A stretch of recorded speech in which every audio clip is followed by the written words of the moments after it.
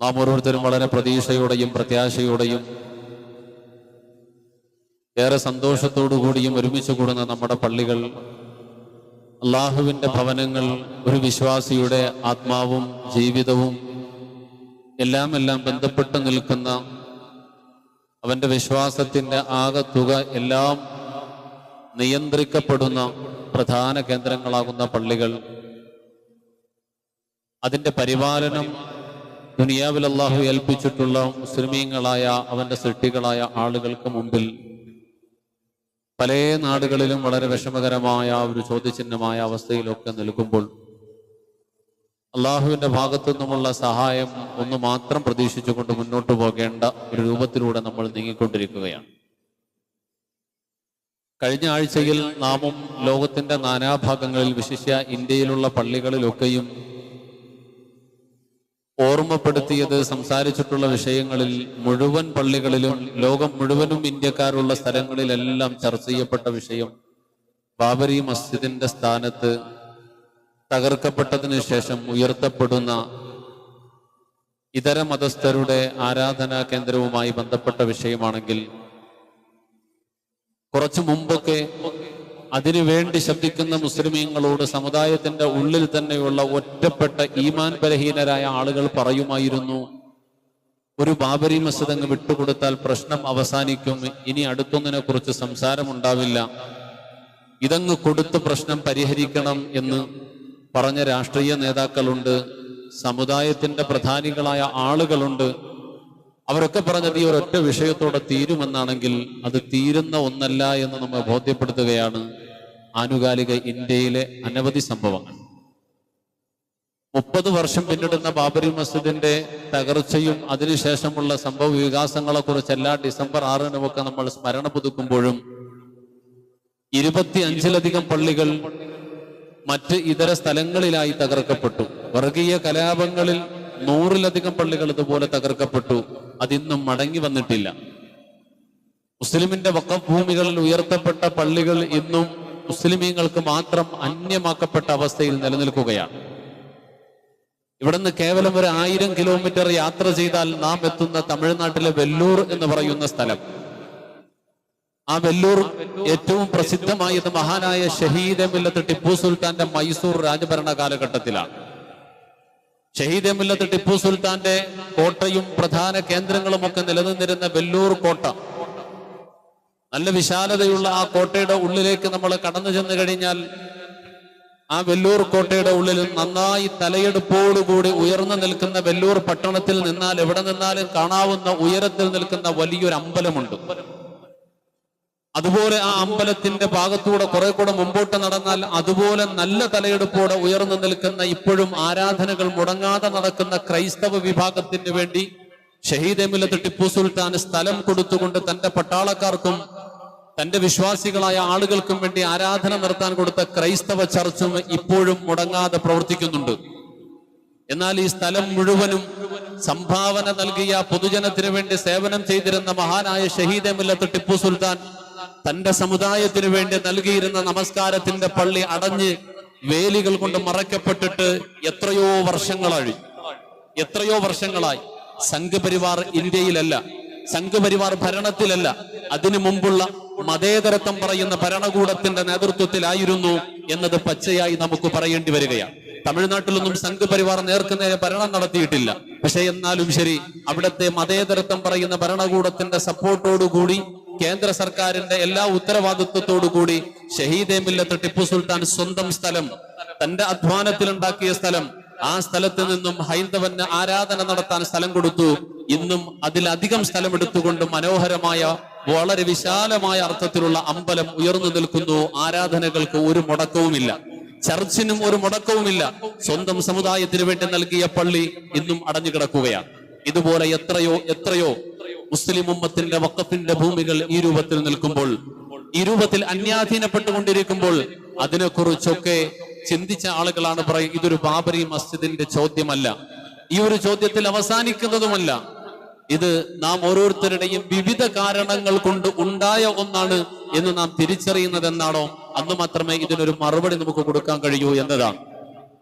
22-ാം തീയതി വരും കാലങ്ങളിൽ ജനുവരി 22 ഇന്ത്യയുടെ ഒരു പുതിയ ദിവസമായി ഇന്ത്യൻ ജനത, ഇന്ത്യയിലെ വർഗീയത വിശ്വസിക്കുന്ന ആളുകൾ കൊണ്ടാടുന്ന ഒരു ദിവസമായി മാറുമെങ്കിൽ ഒരാഴ്ച പിന്നിട്ടില്ല 800 വർഷക്കാലം പഴക്കമുള്ള പള്ളി, 800 വർഷക്കാലം മുഗൾ ഭരണത്തിന് 300 വർഷം മുമ്പേ സ്ഥാപിതമായ ഡൽഹി പട്ടണത്തിന്റെ വിശാലമായ ഡൽഹി പട്ടണത്തിന്റെ ഹൃദയത്തിലുള്ള മെഹ്റോളി മസ്ജിദ് കഴിഞ്ഞ പാതിരാവിൽ 2 ദിവസത്തിന്റെ മുമ്പത്തെ പാതിരാവിൽ നമസ്കാരത്തിന് സുബഹിക്ക് നമസ്കാരത്തിന് വന്ന ഇമാമിനെയും അവിടെ നമസ്കാരത്തിന് വന്ന 400ഓളം വരുന്ന വിശ്വാസികളെ, 20ഓളം വരുന്ന കുട്ടികൾ അവിടെ പഠിച്ചുകൊണ്ടിരുന്ന ദറസ്, ആ ദറസും അതെല്ലാം കൈയടക്കി പോലീസ് ഉദ്യോഗസ്ഥർ, ഉത്തരവാദിത്തപ്പെട്ട അധികാരികൾ അവർ വന്നുകൊണ്ട് ആ പള്ളിയുടെ ഉള്ളിൽ ബലാത്കാരമായി കയറി അവരെ മുഴുവനും പിടിച്ചിറക്കി വിട്ട് മൊബൈൽ ഫോണുകൾ വാങ്ങി തല്ലിപ്പൊട്ടിച്ച് കളഞ്ഞു. ഒക്കെ കളഞ്ഞിട്ട് ഒരു ഭാഗത്തുനിന്ന് പിടിച്ചു മാറ്റി. നേരം പുലർന്ന് സുബഹിയുടെ ബാങ്കിന്റെ സമയത്തിന് മുമ്പ് ഒരു കട്ട പോലും ബാക്കിയില്ലാതെ മുഴുവനും ഇടിച്ചു മാറ്റി.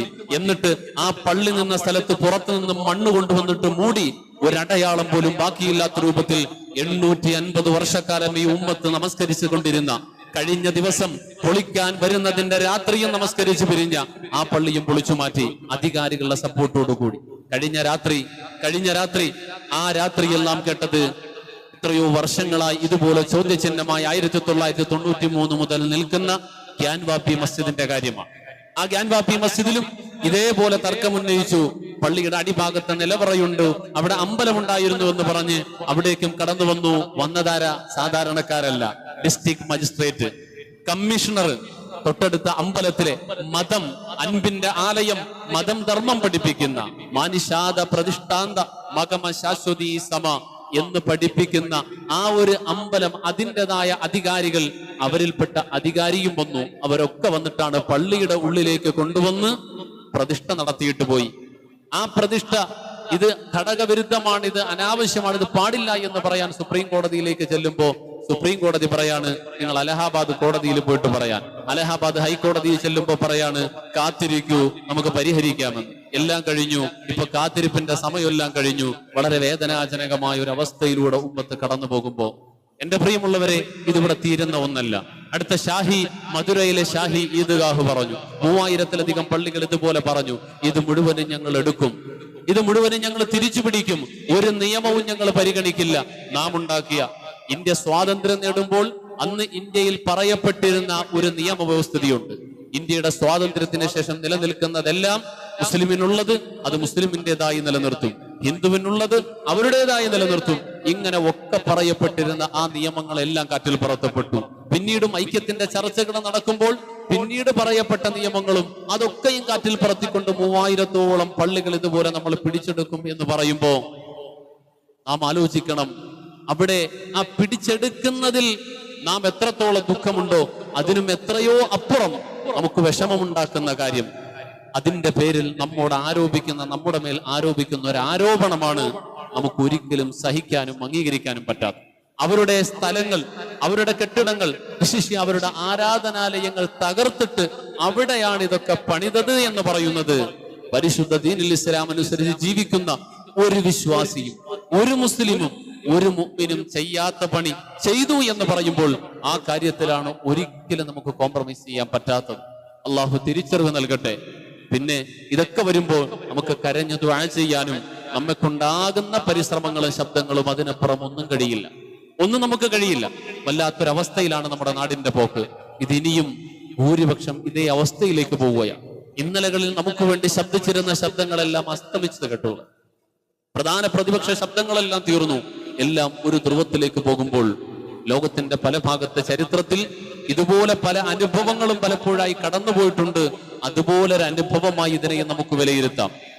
പരിശുദ്ധ ഖുർആൻ, അള്ളാഹുവിന്റെ ആദരവായ നബിയുനാ റസൂലുള്ളാഹി സ്വല്ലല്ലാഹു അലൈഹി വസല്ലമ തങ്ങൾ അത്തരത്തിലുള്ള സാഹചര്യങ്ങളെ കുറിച്ച് ഖുർആൻ കൊണ്ടും ഹദീസ് കൊണ്ടും നമ്മെ പഠിപ്പിക്കുമ്പോൾ ചില പ്രത്യേക സാഹചര്യങ്ങൾ അങ്ങനെ ഉണ്ടായിട്ടുള്ളത് അതിൽ സമുദായത്തിന്റെ പിടിപ്പുകേടും സമുദായത്തിന്റെ ചില അപജയങ്ങളും അതിൽ പങ്കുവഹിച്ചിട്ടുണ്ട് എന്നാണ്. ഞാനൊരു 2 ആഴ്ച മുമ്പ് സംസാരിച്ച അതേ വിഷയം 5000-ഓളം ആളുകളിലേക്ക് ഷെയർ ചെയ്യപ്പെട്ടു. ഒരാൾ പോലും അത് ആ വാദം തെറ്റ് എന്ന് പറഞ്ഞില്ല. അതുകൊണ്ട് തന്നെ വീണ്ടും ഞാൻ പറയാം, 5000-ഓളം ആളുകൾക്ക് ഷെയർ ചെയ്യപ്പെട്ടു, ആയിരക്കണക്കിന് ആളുകൾ കണ്ടു. ഒരാൾ പോലും ആ അഭിപ്രായം തെറ്റാണെന്ന് എന്നോട് പറഞ്ഞിട്ടില്ലാത്തത് കൊണ്ട് തന്നെ എന്റെ അനുമാനം ശരിയെന്ന് ഞാൻ വിശ്വസിച്ചുകൊണ്ട് പറയാം.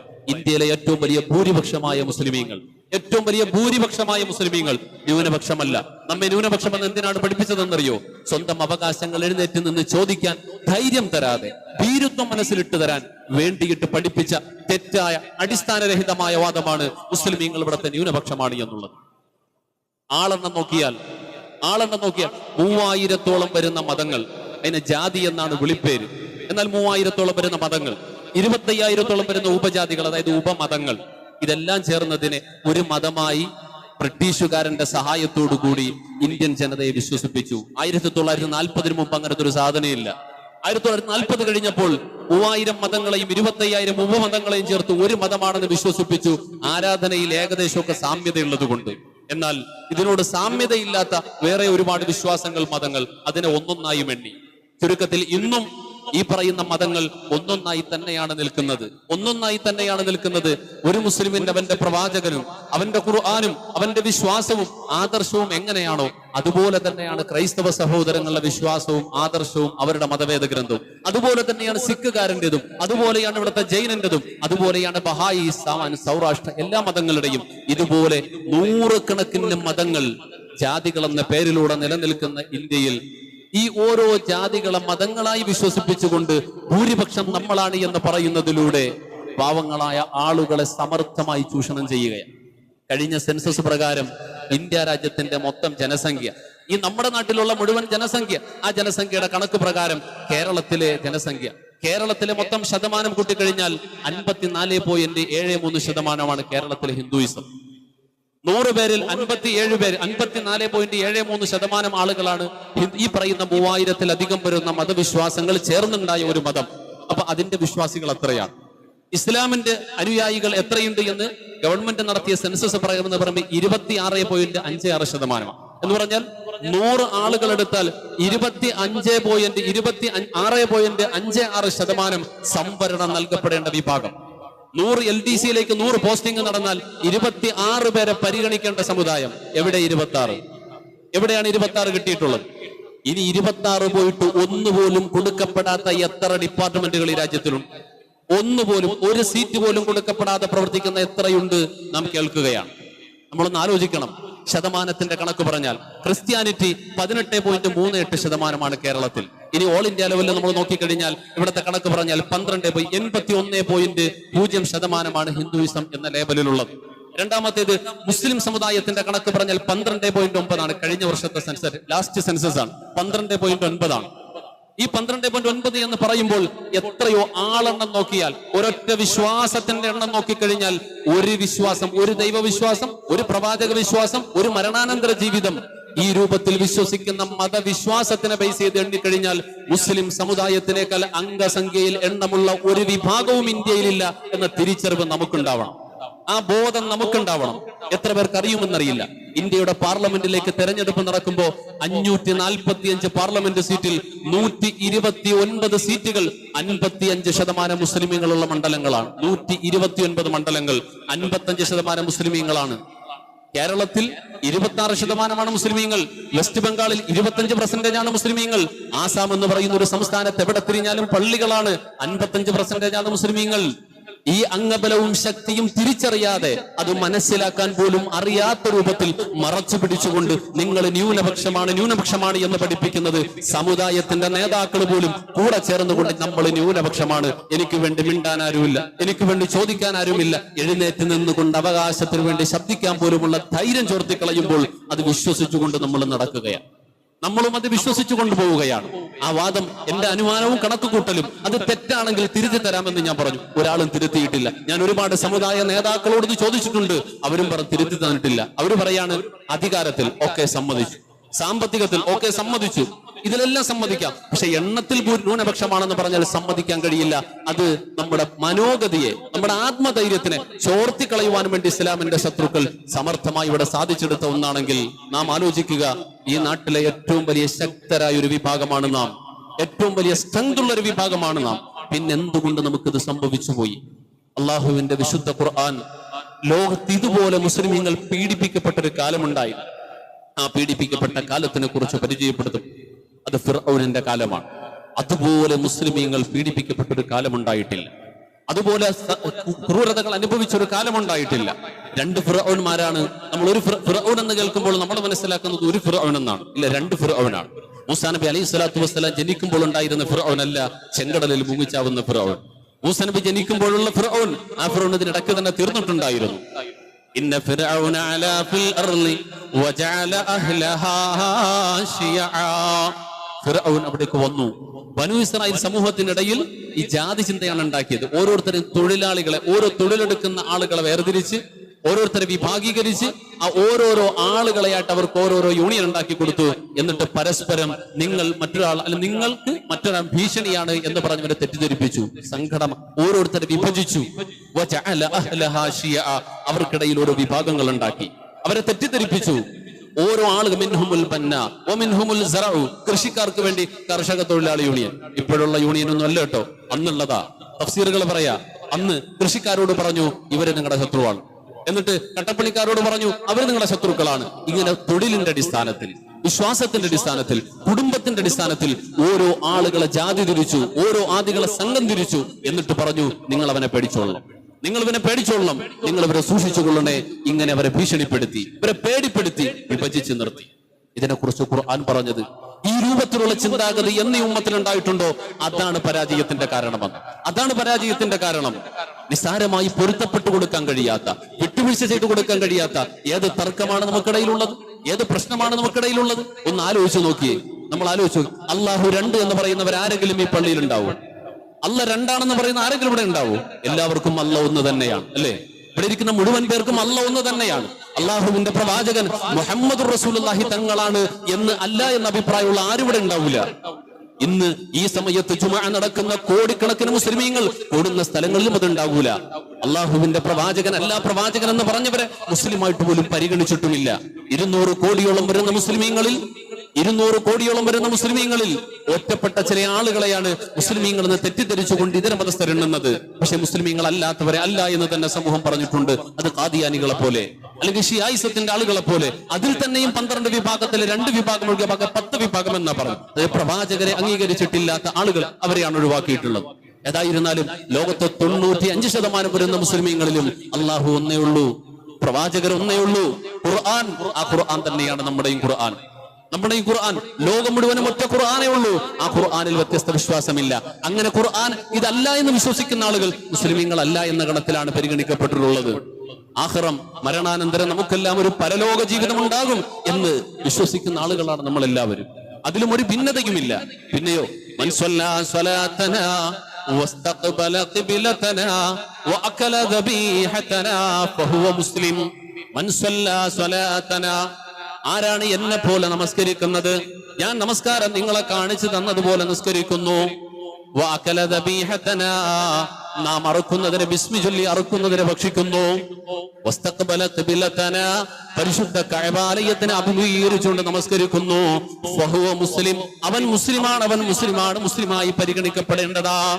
അവിടെ ശാഖാപരമായ കൈ ഇവിടെ കെട്ടണോ ഇവിടെ കെട്ടണോ എന്തോ ഒരു തർക്കമാണ്. എന്റെ പ്രിയമുള്ളവരെ, ഞാനൊന്ന് ചോദിക്കുക, 4 മദ്ഹബിൽ എവിടെയാണ് കൈകെട്ടൽ തന്നെ ഫർള് പറഞ്ഞിട്ടുള്ളത്? സുന്നത്തായ ഒരു വിഷയമാണ്, സുന്നത്തായ ഒരു വിഷയം. ഇമാം അബൂ ഹനീഫത്തുൽ കൂഫി മഹാനവർകളുടെ റഅയി അനുസരിച്ച് കോടിക്കണക്കിന് വിശ്വാസികൾ അനുധാവനം ചെയ്യുന്ന ഒരു മദ്ഹബിന്റെ ഇമാമാണ്. ആ ഇമാമിന്റെ അഭിപ്രായത്തിൽ പൊക്കിളിന്റെ താഴെയാണ് സുന്നത്തായിട്ട് കെട്ടാൻ പഠിപ്പിച്ചത്. അള്ളാഹുവിന്റെ പ്രവാചകൻ അങ്ങനെയും കെട്ടിക്കാണിച്ചിട്ടുണ്ട്. ഇമാം മാലിക് റഹ്മഹുല്ലാ മഹാനവരുടെ അഭിപ്രായത്തിൽ പൊക്കിളിന്റെ മേലെയായി കെട്ടും, നെഞ്ചിൽ കെട്ടുന്നത് പോലെ തോന്നുന്ന രൂപത്തിൽ കെട്ടും. ഇമാം ഷാഫി പൊക്കിളിനോട് ചേർത്ത് കെട്ടാൻ പഠിപ്പിച്ചു. ഇമാം അഹ്മദ് ഇബ്നു ഹംബൽ കൈ കെട്ടലേ ഇല്ല. പരിശുദ്ധ മക്ക മുക്കറമയിൽ എത്തിക്കഴിഞ്ഞാൽ നമസ്കരിക്കുന്ന ആളുകളുടെ സഫിന്റെ മുമ്പിൽ പോയി പുറകോട്ട് നോക്കിയാൽ ഈ 4 കോലത്തിൽ നിസ്കരിക്കുന്ന ആളുകളെ നമ്മൾ കാണും. നമ്മുടെ സമൂഹത്തിൽ വലിയ തർക്കമാണ്. നമസ്കാരം കഴിഞ്ഞു ദുആ ചെയ്യണോ വേണ്ടേ? നിസ്കാരം കഴിഞ്ഞു 14ാമത്തെ ഫർള് അസ്സലാമു അലൈക്കും വറഹ്മത്തുള്ളാഹ്, സലാം വീട്ടിയാൽ നിസ്കാരം അവസാനിച്ചു. അത് കഴിഞ്ഞുള്ള സുന്നത്തുകൾ, ഔറാദുകൾ, അത് ചെയ്താൽ പൂർണ്ണത കിട്ടും. അത് ചെയ്യൽ ഖബൂലിയത്തിന്റെ അടയാളമാണ്, നല്ലതാണ്. എന്നാൽ ഒരാൾ സലാം വീട്ടിയോടെ എഴുന്നേറ്റ് പോയി അവന്റെ നിസ്കാരം ശരിയാവൂല എന്ന രൂപത്തിൽ പറയാനും വാശി പിടിക്കാനും വല്ലതുമുണ്ടോ?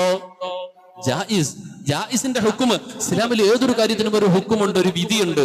ഈ ചെയ്യുന്നതിന്റെ വിധി എന്താണ്? ഇതിന്റെ വിധി എന്താണ്? ഇത് ഫർളാണോ? ഇത് ഹറാമാണോ? ഇത് സുന്നത്താണോ? ഇത് കറാഹത്താണോ? ജായിസാണോ? ഈ വിധിയുടെ അടിസ്ഥാനത്തിലാണ് ഹക്കും ബാത്തിലും മനസ്സിലാക്കേണ്ടത്. ഒരു സ്ഥലത്ത് ചെന്നു, അവിടെ ഒരു കാര്യം നടക്കുകയാണ്. മുസ്ലിമീങ്ങൾ ഒരു കാര്യം ചെയ്യാണ്, ഇത് ശരിയോ തെറ്റോ എന്ന് തീരുമാനിക്കുന്നത് എങ്ങനെയാ? ഫിഖ്ഹിലേക്ക് മടങ്ങണം, ഫിഖ്ഹിലെ നോക്കണം. അവിടെ നോക്കുമ്പോൾ ഉലമാക്കൾ ഇതിനെ കുറിച്ച് ഫുഖഹാക്കൾ പറഞ്ഞിരിക്കുന്നത് എന്താ? ഇത് ഹറാം, പാടില്ല. ഹറാമാണ് എന്ന് പറഞ്ഞാൽ പാടില്ല. ഹറാം ആകണമെങ്കിലുള്ള മാനദണ്ഡം എന്താ? ഖുർആൻ കൊണ്ടോ ഹദീസ് കൊണ്ടോ മദ്ഹബിന്റെ ഉലമാക്കൾ, മദ്ഹബിന്റെ ഇമാമിങ്ങൾ സ്ഥിരീകരിച്ചുകൊണ്ട് ലോകത്തെ പഠിപ്പിച്ച ആധികാരിക തെളിവിന്റെ അടിസ്ഥാനത്തിൽ നിഷിദ്ധമാണെന്ന് പറഞ്ഞു. ഇനി അക്കാലഘട്ടത്തിൽ സംഭവിക്കാത്ത ഒന്നാണെങ്കിൽ, പുതിയ കാലഘട്ടത്തിൽ ഉണ്ടായതാണെങ്കിൽ, പഴയ കാലഘട്ടത്തിൽ ഉണ്ടായതിന് ഖിയാസ് എന്ന താരതമ്യ പഠനം നടത്തിക്കൊണ്ട് അതുപോലുള്ള ഒന്നായതുകൊണ്ട്, പണ്ടെന്തായിരുന്നാലും ഇന്നത്തെ മോഡലിലുള്ള കള്ളും കഞ്ചാവും ഇല്ല. പക്ഷേ ഇന്നത്തെ കള്ളും കഞ്ചാവും ഹറാം. എന്തുകൊണ്ട്? കുല്ലു മുസ്കുരിൻ ഹറാം, എല്ലാ ലഹരിയും ഹറാമാണ് എന്ന് പറഞ്ഞതിന്റെ അടിസ്ഥാനത്തിൽ എന്തുകൊണ്ട് കള്ള് ഹറാമായി? ആ കാര്യങ്ങളെല്ലാം ഇതിലും ഉണ്ടാക്കുന്നത് കൊണ്ട് ഹറാം. പേരില്ല നോക്കുക. ഇതുപോലെ ഖിയാസിയായ രൂപത്തിൽ അതിന് വിധി കൽപ്പിക്കുന്നു. ഇനി ഫർള് എന്ന് പറയാ, ചെയ്യണം, ചെയ്തില്ലെങ്കിൽ പാപമാ, അതിന് നിങ്ങൾ ചെയ്യണം എന്ന് ഖുർആന്റെ കൽപ്പന, അല്ലെങ്കിൽ ഹദീസിന്റെ കൽപ്പന, പ്രവാചകന്റെ കൽപ്പന ചെയ്തേ പറ്റൂ, എങ്കിലത് ഫർള്. ഇനി റസൂലുള്ളാഹി സ്വല്ലല്ലാഹു അലൈഹി വസല്ലമ തങ്ങൾ ഫർള് പോലെ മുടങ്ങാതെ നിർവഹിച്ചൊരു കാര്യം, അള്ളാഹുവിന്റെ പ്രവാചകൻ മിസ്വാക്ക് നിരന്തരമായി പതിവാക്കിയിരുന്നു. ജീവിതത്തിൽ ഭൂരിപക്ഷ സമയങ്ങളിൽ മിസ്വാക്കിനെ പതിവാക്കിയിരുന്നു. അങ്ങനെയുള്ള കർമ്മങ്ങളെ പരിശുദ്ധ ഇസ്ലാമിന്റെ ഫുഖഹാക്കൾ പഠിപ്പിച്ചു ഫർളാണോ? അല്ല. എന്നാലോ സുന്നത്തെ മുഅക്കദ, നിർബന്ധമായ കാര്യം എന്ന് പറയാൻ പറ്റൂലെങ്കിലും നിർബന്ധമായ കാര്യം പോലെ പതിവാക്കിയാൽ അത്രയും പ്രതിഫലം കിട്ടുന്ന കാര്യമാണ്. വിട്ടുപോയി എന്ന് പറഞ്ഞ് തലപോകുന്ന കേസൊന്നുമില്ല. നേരെ ഓപ്പോസിറ്റ്, ഇതേപോലെ ചെയ്യരുത് എന്ന് തീർത്തും പറഞ്ഞിട്ടില്ല, എന്നാലും വെറുക്കപ്പെട്ടിട്ടുണ്ട് റസൂലിന്റെ ഭാഗത്തു നിന്നും സ്വഹാബത്തിന്റെ ഭാഗത്തു നിന്നും വെറുക്കപ്പെട്ടൊരു കാര്യമാണ്. എന്നാൽ ചെയ്യരുത് എന്ന് പറഞ്ഞിട്ടില്ല, നല്ലതല്ല എന്നതാണ് ഭൂരിപക്ഷ അഭിപ്രായം. എങ്കിൽ അതിന് കറാഹത്തെ തഹ്രീം എന്ന് പറയും. ചെയ്യാൻ ഹറാമിനോടടുത്ത കറാഹത്താണ്, ചെയ്യാതിരിക്കലാണ് അതിന്റെ ഭൂരിപക്ഷ അഭിപ്രായം. ചെയ്യരുത് എന്നതാണ് നല്ലത്, അതാണ്. ഇനി ഇതിന്റെ രണ്ടിന്റെ തൊട്ട് താഴെ വരും, ചെയ്താൽ കൂലി ഉണ്ട്, ചെയ്തില്ല എന്ന് പറഞ്ഞു കുഴപ്പമൊന്നുമില്ല. ഇങ്ങനെയുള്ള കാര്യത്തിന് സുന്നത്ത് എന്ന് പറയും. നേരെ ഓപ്പോസിറ്റ്, ചെയ്തു പോയാൽ പാപമൊന്നുമില്ല, പക്ഷെ എങ്കിലും ചെയ്യാതിരിക്കലായിരുന്നു നല്ലത്. ഒരാൾ വലത് സൈഡ് തുപ്പുകയാണ്, നേരെ മുൻഭാഗത്ത് തുപ്പുകയാണ്, കറാഹത്താണ്, ചെയ്യരുത്. ചെയ്തു പോയി എന്ന് പറഞ്ഞാൽ അതിന്റെ പേരിൽ നാളെ ഹിസാബൊന്നുമില്ല, ഇതിന് കറാഹത്ത് എന്നും പറയും. 4 ഇനി 5-ാമത്തൊന്നാണ് ജായിസ്. ജായിസിന്റെ അർത്ഥം എന്താ? ഒരു സ്ഥലത്തൊരു കാര്യം നടക്കുക, അതിന് വിധി പറഞ്ഞാൽ എന്തു പറയും? ഒന്ന് ചെയ്താലും കുഴപ്പമില്ല, ചെയ്തില്ലെങ്കിലും കുഴപ്പമില്ല. അപ്പൊ ചെയ്തോണ്ട് അതിനെ തെറ്റൊന്നും പറയാൻ പറ്റൂല, അതിന് ശരിയെന്നും പറയാൻ പറ്റില്ല. അത് സാമൂഹികമായ ഒരാവശ്യം, സമൂഹത്തിൽ നടക്കുന്ന ഒരു കാര്യം. പല വിഷയങ്ങളിലും തർക്കം പറയുന്ന പല കാര്യത്തിലും ഇതുപോലെ ഇതിൽ പോലും തർക്കിച്ച് സുബ്ഹാനല്ലാഹ്, ഞാൻ ആലോചിച്ചു പോകാൻ. അടുത്ത സമയത്ത് ഒരു സ്ഥലത്ത് ഒരു മയ്യത്തിന്റെ വീട്ടിൽ ഒരു മയ്യത്ത് നടക്കുന്ന സ്ഥലത്ത് ആ മയ്യത്തിന്റെ പരിപാലന സമയത്ത് അവിടെ ദുആ ചെയ്യാം. ആ ദുആ നടക്കുമ്പോൾ ആ മയ്യത്തിനെ കൊണ്ടുപോകുന്ന സമയത്ത് മയ്യത്തിന്റെ ബന്ധുക്കൾ ദുആ ചെയ്യാണ്. ആ ദുആ ചെയ്യുന്ന സമയത്ത് ഒരു ചെറുപ്പക്കാരനായ സഹോദരൻ ഇങ്ങനെ നിൽക്കുക. അവിടെ വന്ന അമുസ്ലിമീങ്ങൾ എങ്ങനെ നിൽക്കുന്നു അതുപോലെ നിൽക്കുക. ഞാൻ ആലോചിച്ചു പോയി, ഈ സമയത്ത് ഇങ്ങനെ കൈവച്ചു പോയാൽ നരകത്തിൽ പോകുമെന്നായിരിക്കും എന്റെ വിശ്വാസം. ഈ രൂപത്തിലൊക്കെ മനസ്സിനെ സ്വാധീനിക്കുന്ന ഇത്രയും സങ്കുചിതത്വമൊക്കെ മനസ്സിന്റെ ഉള്ളിലേക്ക് വന്നാൽ അവനെ സംബന്ധിച്ചിടത്തോളം ഈ ഉമ്മത്തിന്റെ ഫിർഖത്തിനാണ് അവന്റെ സഹായം പോകും. ആദ്യം ഒന്ന് പഠിക്കണം, ഞാൻ ഈ പറയപ്പെട്ട കാര്യം അതിന്റെ കാഠിന്യത എത്രയാണ്, അതിന്റെ പ്രാധാന്യം എത്രയാണ്, അത് പറഞ്ഞിട്ടല്ലേ മനസ്സിലാക്കേണ്ടത്. തന്റെ അനുമാനങ്ങൾ വെച്ചുകൊണ്ട്, അവരുടെ വിശ്വാസം വെച്ചുകൊണ്ട് തോന്നുന്നത് പോലെ തീരുമാനമെടുത്ത് ലലാലത്തിലേക്ക് പോകുന്ന ആളുകൾ, അള്ളാഹുവിന്റെ റസൂലും പരിശുദ്ധ ഖുർആനും പറഞ്ഞത്, ഫിർഖത്ത് എന്ന് പറഞ്ഞാൽ അത് വലിയ ആപത്താണ്, വലിയ നാശമാണ്. വലാ തനാസഉ വഅതിഉ അല്ലാഹ വറസൂലഹു വലാ തനാസഉ ഫതഫ്ശലു വതദ്ഹബ റീഹുകും. നിങ്ങൾ അള്ളാഹുവിനെ വഴിപ്പെടണം, റസൂലിനെ വഴിപ്പെടണം. നിങ്ങൾ ഭിന്നിക്കരുത്. എന്നാൽ നിങ്ങളുടെ വീര്യം പോകും. ആള് ആചാരബാഹുവാണ്, കാഴ്ചയ്ക്ക് നല്ല വലിപ്പമുണ്ടാകും, എണ്ണവും വണ്ണവും ഉണ്ടാകും, പക്ഷെ വീര്യമില്ലാത്തൊരു കൗമായി മാറും. നിങ്ങളെ കാറ്റ് പോകും, ഉള്ളു പൊള്ളയായി പോകും.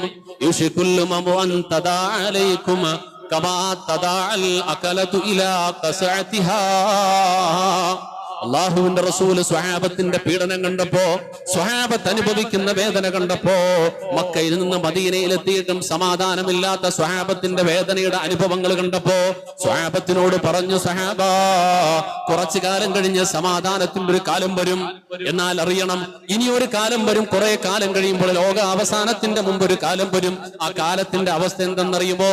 യൂഷിക്കുൽ ഉമമു അൻ തദാ അലൈക്കും കമാ തദഅൽ അകലതു ഇലാ ഖസ്അതിഹാ.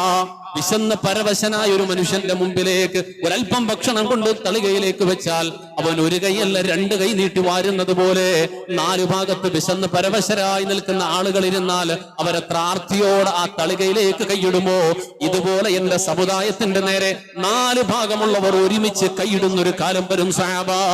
ആലോചിച്ച് നോക്കിയേ, ഇന്നലകളിൽ നമ്മളോടൊപ്പം ചേർന്ന് നിന്നവർ, നമ്മൾ പ്രതീക്ഷകൾ വെച്ചവർ, നമുക്ക് വേണ്ടി കൂടെ ഉണ്ടാകുമെന്ന് പ്രതീക്ഷ വെച്ചവർ, അവര് പോലും മാറി നിൽക്കുന്നു, അവരും എതിരെ വരുന്നു. ഇതുപോലൊരു കാലം വരുമെന്ന് നബിയുനാ മുഹമ്മദുർ റസൂലുള്ളാഹ്. സ്വഹാബത്ത് ചോദിച്ചു, യാ റസൂലല്ലാഹ്, എല്ലാവരും കൂടെ നമ്മെ ഇതുപോലെ പീഡിപ്പിക്കുന്ന ഒരു കാലം.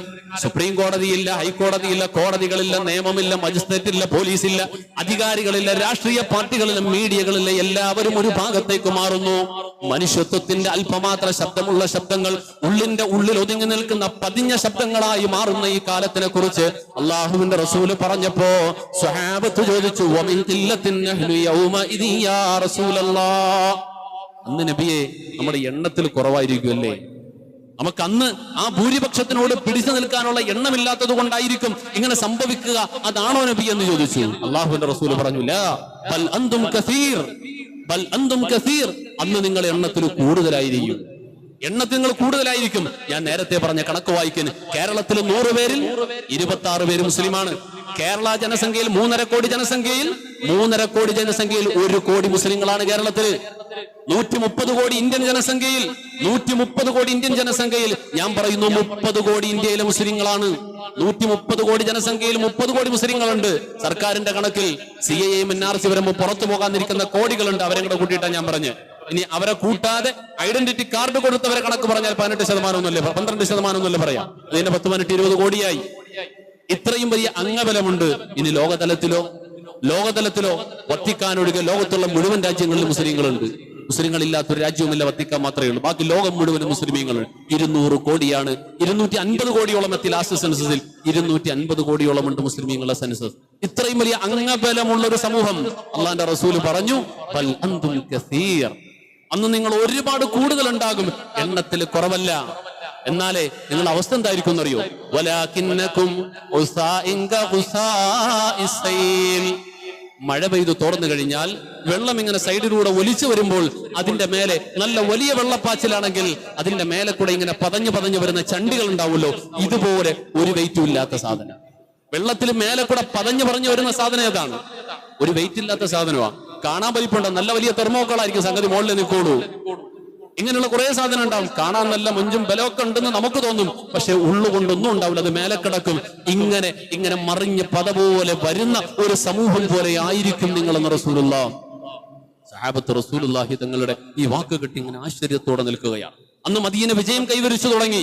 പല ഭാഗങ്ങളിലേക്ക് ഇസ്ലാമിന്റെ ശബ്ദം എത്തി തുടങ്ങി. പല നാടുകൾ മുസ്ലിമീങ്ങളുടെ കീഴിലേക്ക് വന്നു തുടങ്ങി. ആ സമയത്ത് വിജയത്തിലേക്ക് നീങ്ങിക്കൊണ്ടിരിക്കുമ്പോഴാണ് നിങ്ങൾ ഒരുപാട് മതിമറക്കണ്ട എന്ന് പറഞ്ഞിട്ടാണ്, അല്ലെങ്കിൽ നിങ്ങൾ ഒരുപാട് പ്രതീക്ഷ വെക്കണ്ട എന്ന് പറഞ്ഞിട്ടാണ് റസൂലുള്ളാഹി പറഞ്ഞത്. ഇതെല്ലാം കഴിയുമ്പോൾ പിന്നെ ഈ ഗ്രാഫ് താഴോട്ട് പോകും, എല്ലാം കഴിഞ്ഞൊരവസ്ഥയിലേക്ക് പോകും. ആ പോകുന്ന സമയത്ത് ഇതായിരിക്കും അവസ്ഥ എന്ന് നബിയുനാ റസൂലുള്ളാഹി സ്വല്ലല്ലാഹു അലൈഹി വസല്ലമ തങ്ങൾ പറഞ്ഞു, വലയൻസഅന്നല്ലാഹു മിൻ സുദൂരി അദുവികുൽ മഹാബത മിൻകും. തീർന്നില്ല, നിങ്ങളുടെ ശത്രുക്കളുടെ മനസ്സുകളിൽ നിന്നും നിങ്ങളെക്കുറിച്ചുള്ള ഭയം അള്ളാഹു എടുത്തങ്ങ് മാറ്റും. നിങ്ങളെക്കുറിച്ചുള്ള ഭയം അള്ളാഹു എടുത്തു മാറ്റും. വലയഖ്ദിഫന്ന ഫീ ഖുലൂബികുൽ വഹന. എന്നിട്ട് നിങ്ങളുടെ മനസ്സിൽ വഹന എന്ന് പറയുന്ന രോഗം കൊണ്ട് ഇട്ടു തരുമെന്ന് പറഞ്ഞു. സഹാബത്ത് ചോദിച്ചു, വമൽ വഹനു യാ റസൂലല്ലാഹ്, ആ രൂപത്തിലായി പോകാൻ പറ്റിയ വഹൻ എന്താണ് നബിയെ?